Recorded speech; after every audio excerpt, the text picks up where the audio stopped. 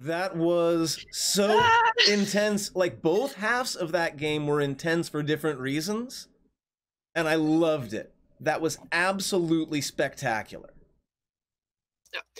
I'm trying Everybody in the to. audience, if you're new, this is the talkback section. We're out of character. If you have any questions or things you want to talk about, put it in chat, and we're actually gonna like read Yeah. it and respond to it live. This Now we're is out of character. Yes, this is the place where Hello? we're gonna go ahead and talk about our feelings as well, because you know you got to decompress after a session like that. But also, any questions, any comments, anything that you chat want to talk about, now is the time. We will absolutely we would absolutely love to speak with you as long as you're willing to hang out and chat with us. Whizzical, thank you so much for being here, my friend. Vampire Lady, thank you. Camino Sai, if you're still here. Distracket. Who else? All of you. Rai, so good to have you all here. This was such a good game. Every time I think that we've peaked and done like the most intense, amazing game that we can, we come out and blow our previous sessions out of the water. Absolutely spectacular.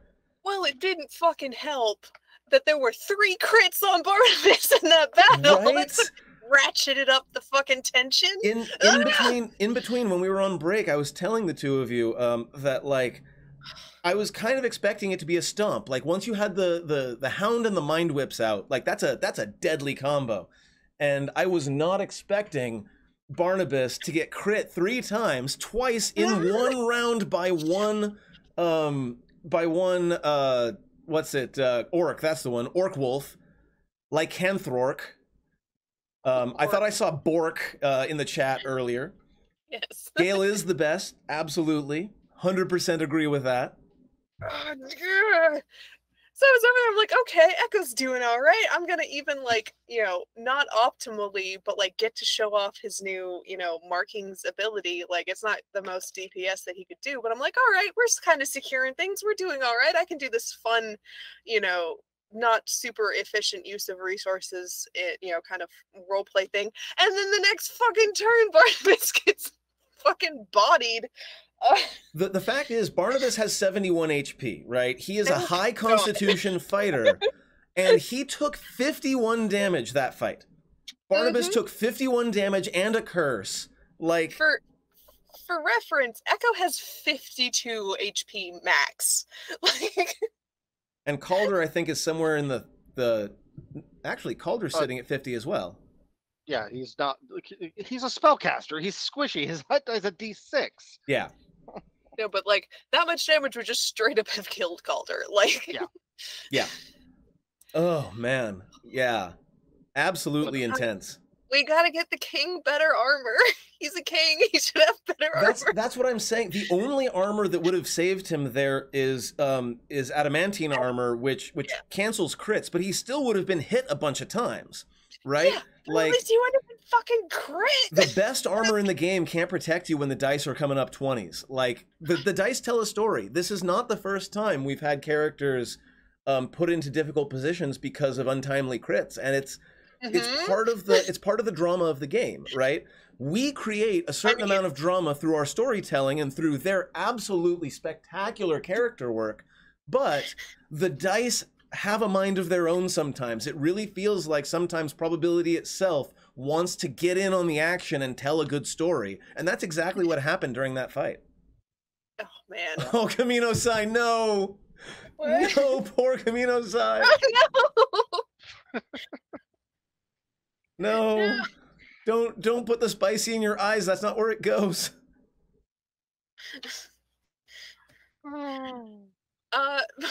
Speaking of spicy in the eyes, that acid ball. Spicy yes. everywhere. Classic. Speaking of spicy balls. Absolutely classic. No, that was. It's become. I'm embracing it as like that's just Calder's spin on the class. It's kind of a signature move at this point. Yeah. And it's interesting that you chose that one, and you mentioned before, like, because you can transmute your elemental spells to any other element, because sorcerer nonsense. I remember you saying, okay, so like a sonic ball would just be like a big old explosion of sound, and you're like, wait, an acid ball, what would that even look like? And it turns out it looks like death. I create a sphere where it just sucks to exist. I always exists for a picture very it short time. like with a traditional fireball, you would like have like a tiny mote and you send it to the part and then it detonates. And so I would see an acid ball as, again, you have that mote of energy, you send it to the point, but instead of like fire just exploding out of it, I can see like this fountain of acid like covering the dome and then just raining down. Ugh. Yeah. Absolutely horrific. Horrific. Yeah. Love it, but horrific. Oh, but everything came together so well this session. Well, I really did enjoy getting to go open palm monk on that motherfucker and just like knock him down, kick him aside, be like, bitch, I don't say it fucking touch my dwarf. I say it every single session. Monks are so underrated. Like, mechanically, they may be like the weakest of the classes, maybe, but like that doesn't make them weak. They are so underrated, and people give them so much shit, but they're so good. There's just there's no replacement for being able to hit someone like 27 times in combat. And again, and I can choose whether or not I'm going heavy on the hits or going defensive or going super fast across the map. Like if wizards and bards are utility casters, then monk is the utility marshal. Yeah. Like that's just what they do, and I'm having a lot of fun with it. Yeah, and you get faster and faster as you level up, right? Your speed increases and increases. Although you're now kind of going down the cleric path a little bit. Yeah, and speaking of the level up, Echo is taking his 8th level as his 2nd of cleric, so he will be 2 levels of cleric, 6 levels of monk. Nice, very nice. He's finally gonna get his channel divinity. What's your channel divinity do? So Tamora is a trickery goddess. She's of the trickery domain. So Echo's channel divinity, every cleric gets the turn undead. That's the standard. Echo is a trickery domain cleric, gets invoke duplicity, where he makes an illusory copy of himself that can cast spells through the copy. You get multiform. And if him and the illusion are within 5 feet of each other, all attacks against him are at disadvantage because they can't, unless they've seen through the illusion. They have to spend an action to try to see through the illusion. So like it acts as like this kind of like a mirror image spell if it's close enough to him. Yeah, that's awesome. It's very cool. Now, like all illusions, if it gets hit, then you can tell which one's the illusion and which one's not, right? A physical interaction with an illusion automatically reveals it, but that is potentially an attack that does not hit you. Yeah, love it. It's great, and like, you know, and it's a way for him to, you know, even with all of his monk agility, if he's not able to get to a person to cast a spell, and then he can send the illusion. Like it's very utility. And I'm looking forward to it. Speaking of utility, Bless really did a lot of work in that combat. Like, Bless is I'm not going to call it underrated because everybody loves Bless, but it is a very powerful spell. That extra D4 is what turned some of Barnabas's misses into hits. He rolled a 2, which would not have been enough to hit a 12 AC, but with the +4 that it got from the Bless die, like he was able to hit. There are at least 2 of mine that wouldn't have hit without Bless. So it's a clutch move. Like, Echo's pulled out Bless. Like, that was the first actual spell he cast when he came back as a cleric. He cast it in the fucking Xanathar pit on Xanathar when like shit was getting real. Like, Echo's just blessing everybody. So Jeff, talk to me a little bit about Calder's level 8, because I know this is a big level for you, especially since you are single class. Unlike Gale, you're going to be picking up your second feat or what's it? Ability increase. And weirdly, I found a way to do both because my charisma has been 17 since character creation. So I've decided to take the feat telekinetic because it has fun abilities, it has fun actions, it's a fun expression of Calder growing into his own as a magic user, and it happens to buff your charisma by a point. I'm pulling it up right now. So first off, yes, it increases either your intelligence, wisdom, or charisma by 1, so getting you to 18. Now, Whizzical and others of you who are not really familiar with Dungeons and Dragons, each attribute, strength, dexterity, constitution, charisma, wisdom, and intelligence, kind of goes between roughly 6 and roughly 20. You can get lower than 6, you can get higher than 20, but that's kind of the general gist of it. And each since 2... 5e, Go ahead. since 5e, like the general attribute max for a PC is 20, but so the only way to get past that is with magic. Is with magic. And each even number, so each 2 that you go up, increases your bonus for that particular attribute by 1. So when you're sitting at 17, all of his spells get a +3 to cast. His saving throws get a +3, and when he increases it from 17 to 18, that +3 moves up to a +4, and that 1 may not seem like a lot, but it's a lot. It's the difference between saving against that mind whip and not a lot of the time. For instance, all of his, like, everyone saw what was happening with the spell DC at 15. That's against anything that doesn't have a stat bonus to resist whatever I'm casting, has like a good 75% chance of failure right there. And so by even raising it a single point, I've I have lowered their chances by 5%.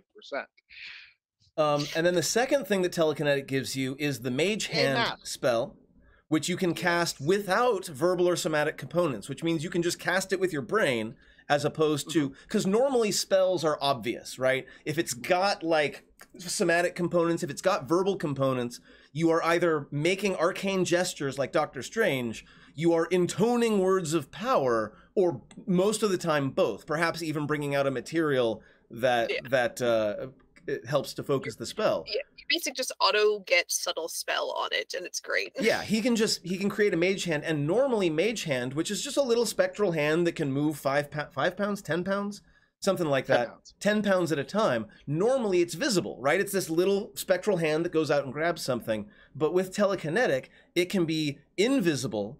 And if you already, do you already know it? I do already know it. So if you already know the Mage Hand cantrip, you can also increase the range by 30 feet. So which is further than most people can cast Mage Hand, so usually further than they plan accordingly. Yeah, it's almost like anywhere on the battlefield at this point. And then 90 feet is a heck of a range. If that isn't enough, as a bonus action, you can try to telekinetically shove one creature you can see within 30 feet of you. When you do so, the target has to succeed on a strength saving throw or be moved 5 feet towards you or away from you. So, like, it's only 5 feet, but that 5 feet can knock someone off a bridge. It can matter. That's 60 feet. It can move someone off a bridge, which is important. Or, since you can willingly auto-fail the strength check, it would really have been helpful for saving Clarion's ass. Yeah, you can pull someone away from an enemy. And thus break any grapples or any restraint effects. Yeah, pretty spectacular. Yeah, just as a bonus action, no grapple is pretty great. It also can move people out of threatened spaces without the attack of opportunity. Yeah, it's forced. It's very useful just to have that like on command. Just be able to move other people like chess pieces. I've been playing a lot of XCOM 2 lately. That's to the surprise of nobody. It's one of my I have 1,100 hours in that game total. And I have a recommendation for you then, but after the stream. Excellent. But like being able to move other people with your action is so useful, because normally people can't move when it's not their turn, right? Yeah. So if something bad happens to create a hazardous condition underneath someone's feet, Calder can be like, "Nah, you're not in danger anymore. Get over here." Or get over here, or go away. Or go away. Yeah. Or go into the danger. Yeah. So telekinetic is excellent. Yes. And with a new level, I get a new spell. I get a shiny new 4th level spell slot. And for my new spell, I'm grabbing Sickening Radiance. Just the name of that spell tells me it's badass. It is an area of effect. Everything is suffused with a horrific green glowing light as it comes from somewhere. It does radiant damage for some reason. And if it is Sickening Radiance. It is and while they're there, and for the first time they're in there, for as long every turn the end of their turn in that space, they must make a Constitution saving throw, and if they do, they receive 1 automatic level of fatigue. Exhaustion, yes, which I Oh, believe gives them yes, disadvantage on everything they do. That's just the first level. It gets worse from there. It Speaking just gives of which, because it keeps stacking.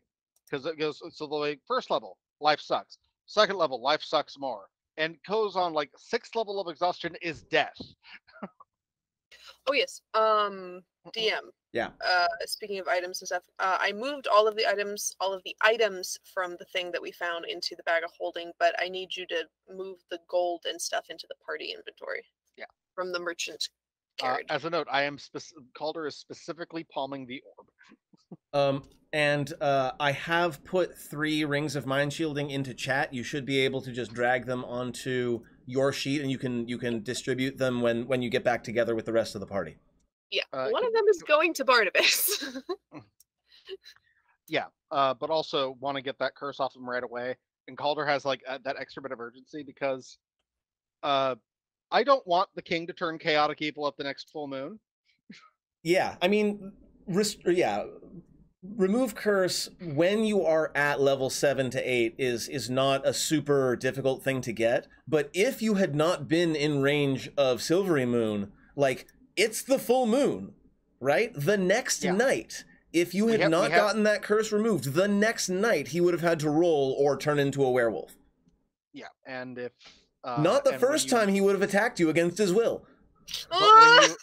But when you shift your alignment, like the curse shifts your alignment that direction. Yeah. So like that so Barnabas would have turned chaotic evil, and that's so much worse. That's so bad. Yeah, I talking a little bit about it in chat, but like Echo's shout during the fight of, don't touch my fucking dwarf, and the sticking next to his side, the not wanting to leave him alone, giving a kiss on the forehead, like Echo loves Barnabas. Like at this point it's very obvious. But does Barnabas realize this? Does he realize it? Yes.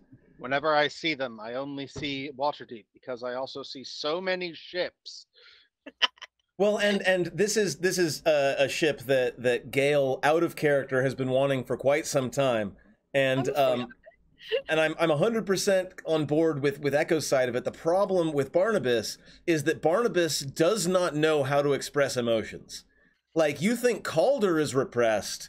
A little repressed. Barnabas is made of stone, right? He's a king. He can't show anything at all to anybody ever, or else it's weakness, right? That's kind of a monarch thing. Look at, when's the last time the Queen of England expressed one single emotion? Maybe World War II? Not gonna say that. Anyway. Let's not speculate on the emotions of old rich white people. So. Yes, indeed. Oh, and speaking of leveling, Barnabas is taking up an 8th level of fighter. Now, Barnabas, first off, it would be hilarious if he was an Echo Knight, but so that he would also split. But while you're looking at his sheet, please add one of the the rings. No problem. Mind shielding rings there, because I have 2 in my inventory, but the 1 is to him because he's just right here. So Barnabas, I crafted to be a very simple character. He is a champion fighter who is kind of the best. If you want to come in, if you're playing Dungeons and Dragons for the very first time, a champion fighter is a really good way to go, because they don't gain a lot of new things as they level up. They just get better at the things that they do. For example, normally you get a critical attack or a critical success, which does double damage if you roll a 20. Barnabas, being a champion fighter, gets a crit on a 19 or a 20. And I designed him to be very defensive as opposed to offensive, despite the fact that he did just a shit ton of damage in the last combat.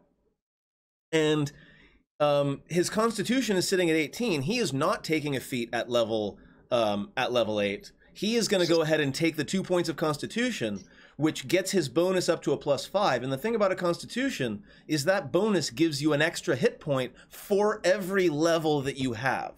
Yeah, it's retro. Your hit points are calculated retroactively to whatever your con is. So in addition to the extra hit points he's going to get for leveling up, which is going to be 6, I believe, he's also going to gain 8 more hit points, 1 for every level all the way up to that point. What kind of dwarf is he? He is a shield dwarf. No, I mean mountain dwarf or hill dwarf. No, I think shield dwarf is a thing. Okay. One of the things from the other books. Yeah, it's one of the other ones. I don't remember what his. Well, actually, I could probably pull it up. Yeah. Let's see. One of the types of dwarves get extra HP, and I can't remember which one. And yes, I agree, Communisai. Critting on a 19 plus is very, very strong. There was in 3.5. In 3.5, you could get like improved critical and a scimitar, which would let you like crit on a 16 or some bullshit like that. Yeah. That's not a thing in 5th edition. I think champion fighters are one of maybe 2 or 3 subclasses in the entire game that gets access to expanded crit range. I agree. Yeah, because hill dwarves are the ones that just auto have 1 more HP every time they level. I assume folks want to see the baby, so I'm going to go ahead and grab my cat really quick. I'll be right back. He's standing on a box in my closet, and I kind of want to stop him from doing whatever he's doing right now, so I'll be right back. I should also take this opportunity to alter my spell list, because I can also transform in addition to my new spell, I can transform an existing spell into a new spell. You known casters. Yeah. Here's Blackjack. Say hi, Blackjack. I could grab Stone Skin. That doesn't suck. Man, I've just been rewatching old VODs, and I just got done watching the fight versus Belak, and that fucking Stone Skin saved Belak's ass so much in that fight. Yes, Stone Skin is very good. Speaking of past VODs. Because it doesn't make the distinction of magic damage. It just says whatever it is, if it's bashing, piercing, or slashing, half deal. Yeah. Somebody go ahead and hit !YT in chat, please. Because if you want to see the VODs, there's a playlist with every single VOD from the very beginning, session 0 at level 1, all the way up until I think we're maybe 2 or 3 sessions behind on YouTube at the moment. Oh, yeah, that's right. I know exactly what I'm grabbing. What are you grabbing? I'm using the opportunity at the new level to also cycle out an old spell and gain a new one. I need to brush one that is deeply appropriate for the kind of fight we're having. Oh yeah, what are you doing? Blight. Ah, yes. the FU plants spell. Blight for blight. So I gotta talk about the blights for a second, because like the twig blights at the very beginning in the first session, I'm pretty sure I picked those just because they were a very low CR enemy that I could throw a bunch of at you to create a fun first encounter. That were not like rats or things. And it is part of the Sunless Citadel, right? The twig blights were in the module. I gave you an encounter. That wasn't an encounter, I don't think, that was in the module. I think you were just supposed to come to the but I don't know. It was a year ago. What the hell do I remember? But like, continuing on with that and having you see it again and again and again, and kind of building an overarching plot out of it is something that has been on my mind for the last year and a half. And today is when it came to fruition, right? Today we just found out that the Blight not only turns plants into horrible creatures, and Belak in the Sunless Citadel was also experimenting on using it on animals and people, to cause them to lose control of themselves. But now, like, that blight is actually sapping energy from the plants that it's on and directing that energy to some sort of planet scale ritual that is happening somewhere. And like, finally the face of the enemy is revealed, right? And it's horrible and has one eye. Yep. Oh man. And just this session was not just a culmination of long-term plot, but so many things kind of all came together, starting with throwing a full moon at you and then hitting you with werewolves. But like, so long. Orc werewolves. That's not what one typically imagines. No. When you have werewolf encounters, it's always humans, or very rarely elves or half elves, but orcs, for whatever reason, just because of the trope of it, it's very not common. Yes. I like that you said they had like tusks even in their other forms. Yes, that's like, a cute detail. Yeah. Like the wolves with the worst underbite.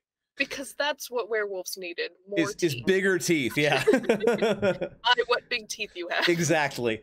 And You know then what? You have my permission to give them like a small bonus to their bite damage for that. That sounds fantastic. Fair That sounds enough. Perfect. and I of course gave them the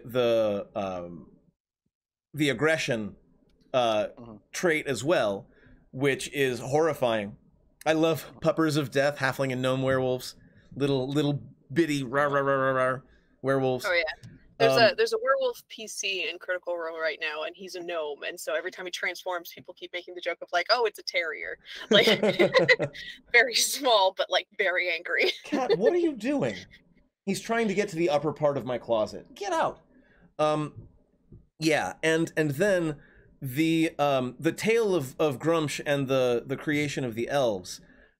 He didn't start telling the tale until Echo and Calder came into the tavern, and I like that Echo immediately clocked that might be like, wait, why are you telling this story now? Yeah. Right? And it was just a coincidence. Like, Jeff mentioned maybe telling a story of Coral and Lorethian, and I happened to find one that really fit well with the story, like talking about how the elves and the orcs have always been at each other's throats. And it's just one of those bits of serendipity that makes me look like I knew what I was doing all along when I absolutely did not. Yeah, it's, oh man, we've been running into those all over the place. I mean, like we were saying, like this is Echo coming here and joining the Harpers, but like Echo's he has the entertainer background, but he didn't know anything about the Harpers, and he, you know, I picked Tamora as his goddess because she's the goddess of adventuring. Why he would come back to adventuring is he gets a literal call to action from her. But then I was doing more research after the fact, and like Tamora has, like, she's been involved with the Harpers since their founding. Like she's one of the gods of, you know, that like sent alliances and forces towards the Harpers without needing any sort of anything back. She like fully supports them. Yeah. But the reason Echo's scars have harps on them is nothing to do with the Harpers. It's because when he was channeling the divine energy to bring Clarion back, Clarion's god is Malil, a god of music, and his symbol is a harp, and that's why I put the harps in the design. And then later, it's all connected. Again, Neil Gaiman says that the way that you write is to tell your story from beginning to end, then go back and make it look like you knew what you were doing the whole time. And if I was going to go and write a series of novels or something like that based on this this D&D game, I would definitely go back and I would put even more foreshadowing, and I would make it look like I intended this the whole time, when in reality I didn't figure, and I do know what the big bad is going to look like, and I do know what the ritual is going to be about. That much I have figured out, and it is going to be horrifying, and you are all going to absolutely hate it. And it took me until last month to figure it out. Like literally last month, I was like, okay, now I know what all this blight stuff is leading to, and you are going to hate it. Fun fact, like it came from a Dungeon Dudes video. I watched. Oh no! I watched the Dungeon Dudes video, and it gave me the inspiration for the BBEG of this game, the big bad evil guy. You said we're gonna hate it. I'm sure we're gonna love stopping it. Oh yeah. I enjoy I enjoyed every part of this game. The start was fun. I'm happy we did the pre-record because that was a lot of fun, and then into the first random combat we've actually fought in a while. Mm-hmm. Time for suffering. Yes, I agree. There will be a lot of suffering before the end of this. But no, Calder and Echo came out mostly unscathed. Yeah, it was just Barnabas. It was just Barnabas that just got rock stomped. I am so good at leveraging NPCs to make you all like, how many times has Meepo made you cry? How many times has Barnabas, when this is the second or third time, kicked. Got damseled and got damseled and actually got like turned heel for a moment. And yeah, when it comes to that, like, I'm less good at being super funny and making people laugh. Like some of the Critical Role folks are really, really good at making things really funny. I'm really good at making people cry. I'm good at Pulling on the establishing drama heartstrings. and building on that drama and then crying on camera so that everybody cries with me. Oh man. Okay. Any last stuff before we move on to the formal final section? Same thing with you, chat. And again, any questions, please. We love to talk to you. That's why we do this on stream instead of just us. In the pre-game, I said I was going to talk about the spell that Charlotte was talking about. Ah, yes. The Abjuration Wizard thing. So the spell is non-detection. It's a 3rd level abjuration spell. Charlotte is of the level where she can cast it. She just needs to copy it into her book. It is a spell that shields you from magical perception and scrying. So, like, nobody... The Ring of Mind Shielding does a non-detection effect as well. Yeah, but non-detection lasts for 8 hours. You can cast it again. It does have a material component, which is like 25 gold worth of diamond dust. Is it consumed? It is. Okay. But Hyacinth's pretty rich, and it's only 25 gold a pop. And like maybe Charlotte is trying to figure out a way to make it more permanent, to put it into an item. Honestly, I feel like it is a mistake that they didn't include an upcast, because or at the very least, like Teleportation Circle, as we were talking about earlier, Teleportation Circle only lasts a round, but if you keep casting it in the same spot every day for a year, admittedly, it then becomes permanent, just like things like Major Image can become permanent if you upcast them enough. So I feel like there should definitely be an option for that, and we will talk about that. I think being able to make a longer lasting non-detection is something that any wizard would be able to do eventually. Yeah. I would suggest something, if you're going to upcast, I would suggest maybe something similar to what Wall of Stone does, which is if you maintain your concentration for the entire length of the spell, it can leave a lingering effect. Yeah. Yeah. Maybe we can do that. I mean, it would take her concentrating on it for 8 hours straight. But they're not in combat. They're doing, like, she'll be trying to figure out specific things. And speaking of leveling, Charlotte, I haven't decided whether or not she's going to take another level in Warlock or another level in Wizard yet. I'm torn between the two. I have everything figured out for both of them. I don't know which one to pull the cord on yet, but she's not in the active story, so I don't have to make that decision right now. Speaking of people not in the active story, so next session, assuming that Jen is feeling better, again, she had her tonsils removed, it takes time to recover from that, that's why we've been kind of focusing on this group of characters, but Kreetha, Jen's character, and Victoire, M's character, are currently hunting vampires. So we're gonna probably jump back to that next session in 2 weeks, which is... when 2 weeks is the 12th of July, and we will probably do that, and they are going to start out the game at level 7. They have not leveled yet. They will level definitely at the end, unless they die, of the end of next session. They're going to be fighting vampires. You never know, they could die. But assuming they don't die, they will level to 8 at the end of next session. So during the post game there, we will get to learn what their characters are doing and that sort of thing. And then hopefully the party will reconvene in Tribor, no longer be split, and get to continue on with the plot.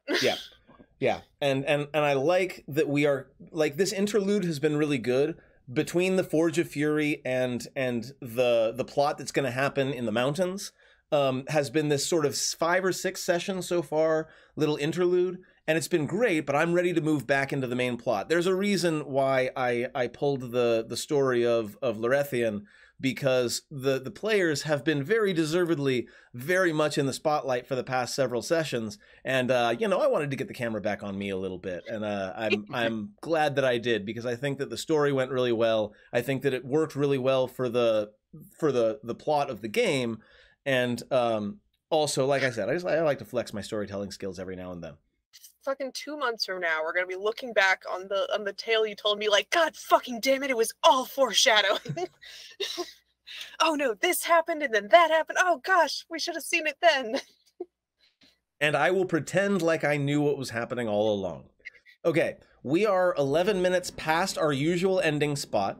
which actually is less than I expected. I thought that that scene would go on a little bit further. But let's go ahead and move to our sort of formal last section, where I ask each of you to tell me what is something in particular, and we've been talking about a lot of stuff, but what is one particular standout moment from this session? And you're going to have to pick one. Mm-hmm. And then I would love for each of you to give one another a specific compliment of something that you really liked the other character doing, that you were really impressed by. So once again, something specific that was stand out to you both in the game itself and from the other player character. I started with Jeff when we did introductions, so let's start with Gale this time.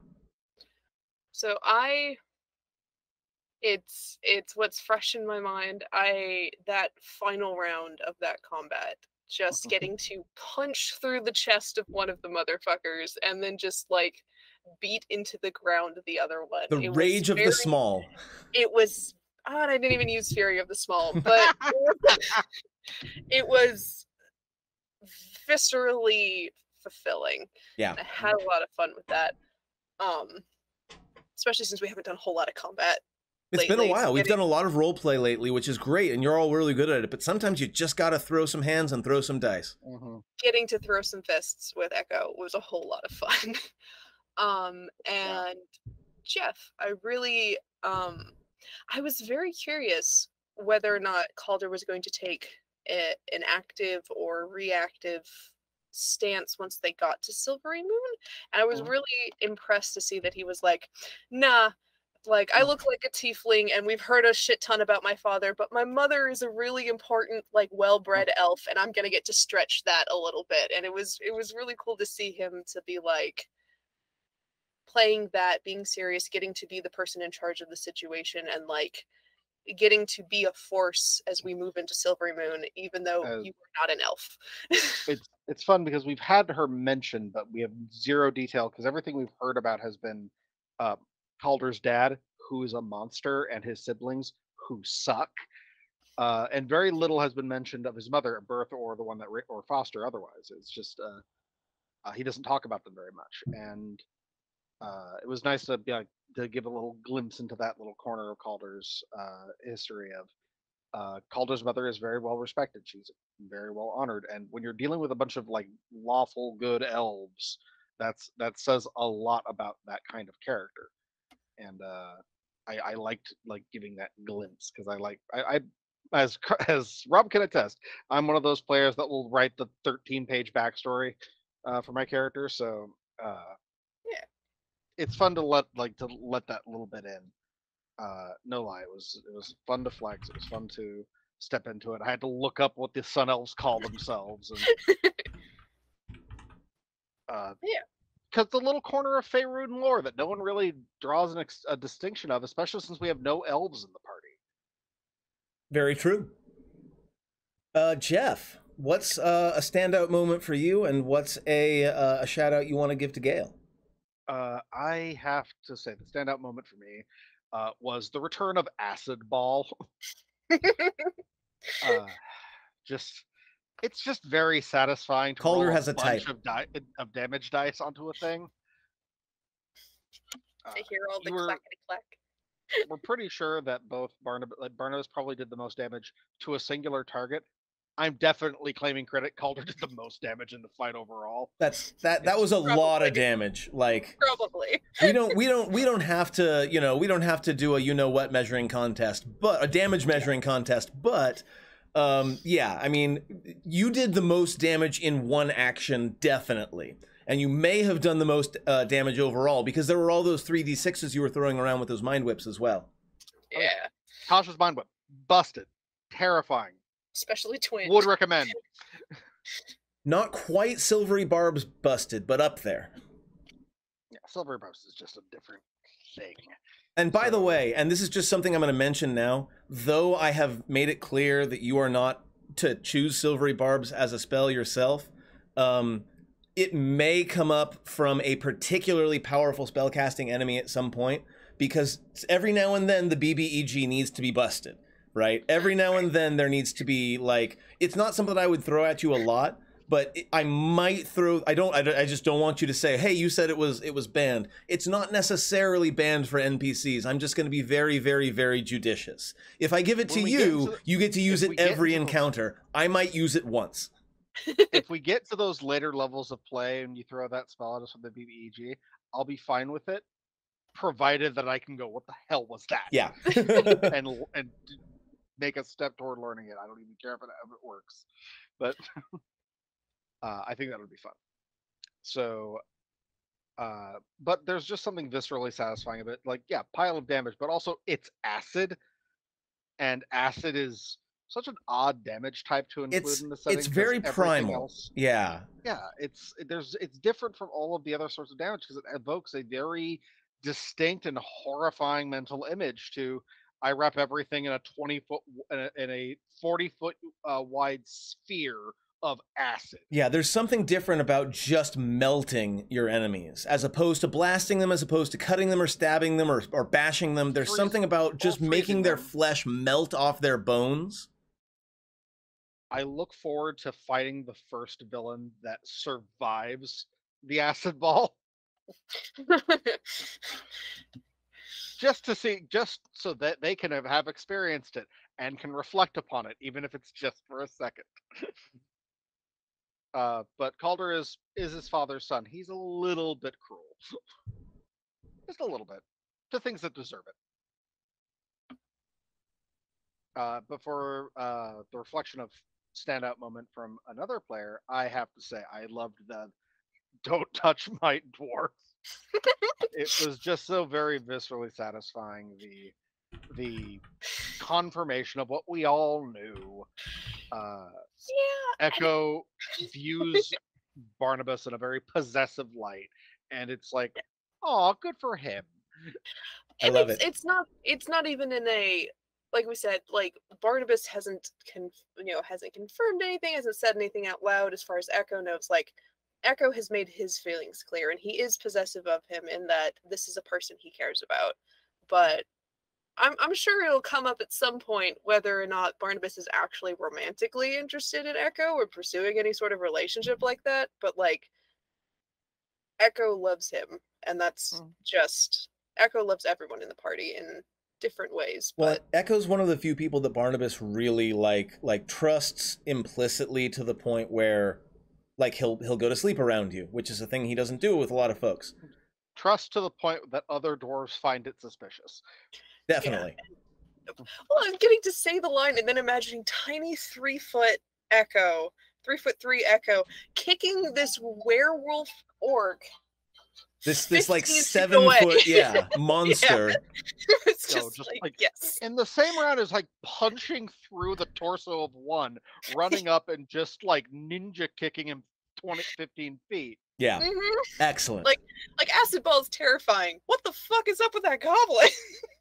Like I really want to see. I know you're going to animate that last section of that fight because that was just a very confused werewolf who's already not having a good day, has this like goblin foot imprint in his sternum, looks up and just in time to see arcane bolt of energy that turns him into just envelops him in acid.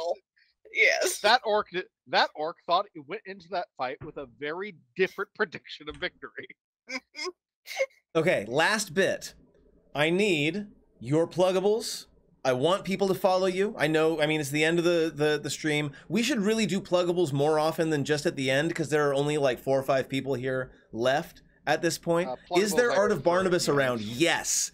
Gale here is a very prolific artist. There is a lot of Barnabas art out there. We will I should try my hand at Barnabas. We will go ahead for next time, hopefully, and put together a longer supercut since we do 10-minute breaks. I'm hoping to put together a full 10-minute supercut of both player art and fan art. So, like, if anybody wants to do art of our stream, please, for God's sake, hit me up. I'm going to go ahead and plug my Twitter really fast. All you have to do is at me at Twitter or on Twitter with your artwork, and I will put it into the stream. I will put it into the break. DD Vampire Lady has already submitted a couple of things that have come up now and then. So yes, please give us art and I will keep playing more of it. Yeah, 100%. Speaking of art, Jeff, tell us where we can find your art. Yes, hello. You can find me on both Instagram and TikTok at Still Tired and Angry. Spelled like it sounds. Yep, all one word. Still tired and angry. I'm surprised and shocked I got that tag. I specifically love the time lapse art that you do. I like doing them. And then Gail, I know you've got a Tumblr, yeah? Yeah, I put in chat. It's A Measure of Separation. It's misspelled, so I typed it out in chat. That's where I post all of my canon and not so canon art and fan art of the series. And you can find me on Twitch, obviously, and Twitter and Patreon at Math Demigod. If you like what I'm doing and you want me to do more of it, please consider supporting me on Patreon. I do have a regular job that takes up a lot of my energy and makes it so that I can really only run this one campaign. If I was able to support myself better on Patreon, I would definitely do more of this. I would get more groups. I would do more D&D. I would love to have 5 or 6 campaigns running at a time if I could, but that would require me to do it full time, which means I need lots of money on Patreon. So if you are interested in supporting this this show, please go ahead and hit me up there. Also, I already linked it in chat. YouTube.com/gamingmathematically is where you can find a comprehensive list of all of the sessions that we've had from level 1 all the way up until now. It is over 100 hours of content, my friends. If you are looking for a campaign to sink your teeth into that you're not going to run out of backlog anytime soon, that's the one you want to go to, because all of the stuff that's happening right now has seeds from 6 months ago that all came to culmination and all came to fruition now. And as amazing as these sessions are, they are even more amazing when you get the full context. Friends, I love you all. We're going to go ahead and do an unusual thing. We're going to raid another D&D stream. This is, and I love the reason that we're raiding this one is because they call their show Whiskey and Wish Spells. Every time anyone rolls either a 1 or a 20, they take a shot, which I feel like would have killed me tonight because there were a lot of 20s and a lot of 1s. So we are going to go ahead and we are going to raid the Rollin' 20s. Been like 6 or 7 shots in, yeah. Yeah, we're going to go ahead and raid the Rollin' 20s. And watch them drink and play D&D. As always, please do be nice. Make nice comments. And in fact, let's go ahead and say when you get in there, let's just go ahead and just say something nice. I don't have any specific phrase for us. So go in, say something nice to these folks. If you can, they might be follow only on the chat. I don't know. My cat has now got zoomies all around the apartment. I love you all. See you next time. Ending.